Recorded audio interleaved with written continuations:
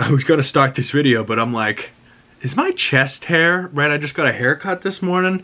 Am I just noticing how white my neck is because it's normally covered with my beard? Or is that just like really pasty? Do I have to go tan my neck? Do I need one of those things that just tans my neck?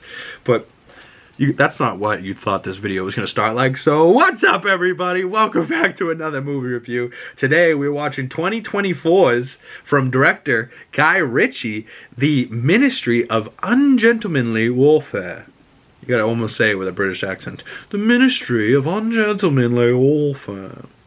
And honestly, you guys would think I would really like this movie, and maybe I just wasn't in the mood to watch it last night. Like, maybe I was just in a mood I was tired, maybe, and just wanted to go to bed. It was Mother's Day, and I was just kind of over the day.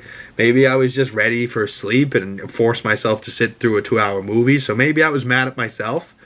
Or maybe the movie was just boring, you know, like, because I genuinely, like, I was trying to get into it, and I just found myself kept looking at my phone and scrolling, and I was like, I just kept trying to put the phone down.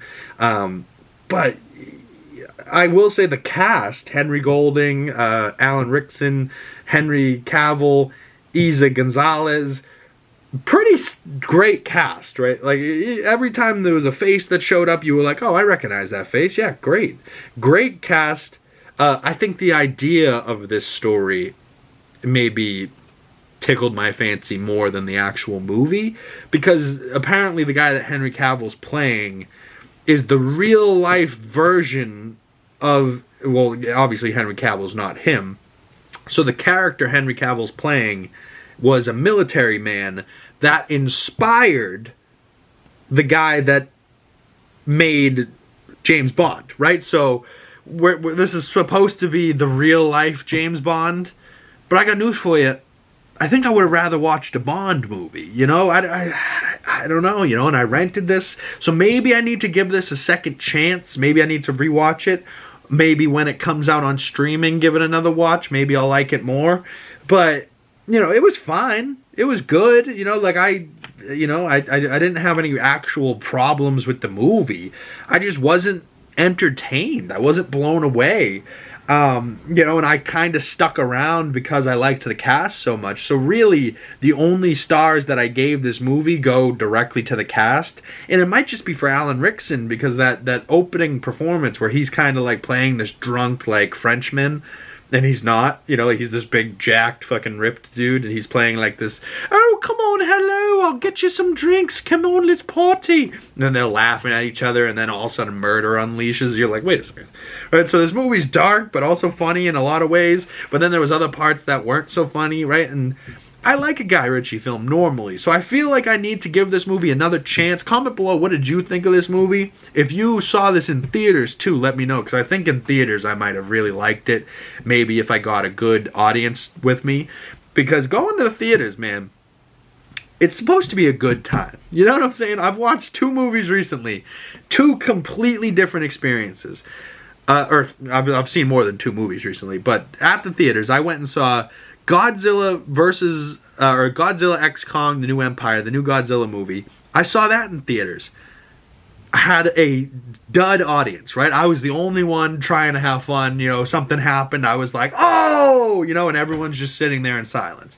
Now, then, that was on a Saturday afternoon. I went Wednesday afternoon, on a rainy Wednesday, to see Fall Guy, the new Ryan Gosling, Emily Blunt movie, and I saw it at a completely empty theater. The King Kong one was a full theater. No one was reacting. No one was laughing.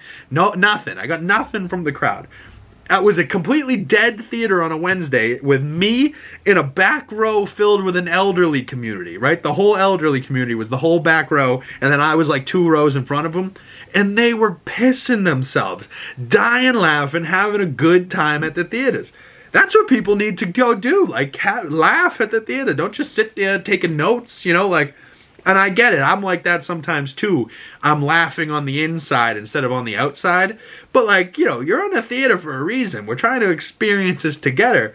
And I had a full theater of duds twice recently. I had a full theater of duds for Kingdom of the Planet of the Apes too. But I still enjoyed that movie, and it didn't ruin my experience with it. But Godzilla Kong was so entertaining and fun but my audience was just a bunch of losers, you know? Like, I'm so upset with my audience. But then Fall Guy, I was so happy with the elderly people. They made my experience awesome, you know? Like, we all had a great time. We were laughing. At the end, I stood up and they went, "That was great, huh?" I was like, "Yeah, that was hilarious."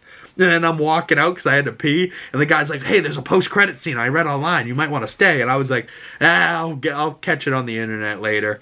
And honestly, I wish I stayed, because now I'm going to have to rewatch that movie all over again just to see the post-credit scene. Oh well. But overall, the Ministry of Ungentlemanly Warfare, I gave 2 out of 5 stars, right? Not a great score. And I thought Henry Cavill would have got more out of me, because I genuinely think he's pretty cool, and he's a nerd just like us all. So, you know, I wanted to see this too, and maybe a theater experience would have been better, but just last night, I don't know if it was just my experience last night. Maybe if I'd try it another day, maybe you'll see a re-review of this movie on the channel if my score changes. But as of right now, just from my half-assed watch that I did last night, that's like a 2 out of 5. It just wasn't all that entertaining, but I don't know, maybe it was just me. Comment below, what do you think of this movie? And what do you think of the cast? Henry Cavill, Alan Rickson. I would love to see Alan Rickson as, like, Batman. Like, that would be fucking cool. Just to have a nice ripped Batman, you know? Like, because he's jacked. Like, his body is, he's got to be like 6'6", jacked. Like, because Henry Cavill's a pretty big boy. And with the two of them standing next to each other, Alan Rickson just looks like the Hulk, you know? Like, he's so big. And I love a good jacked guy, you know what I'm saying? It's what I wish I was. But comment below your score for this movie out of 5 or 10 stars.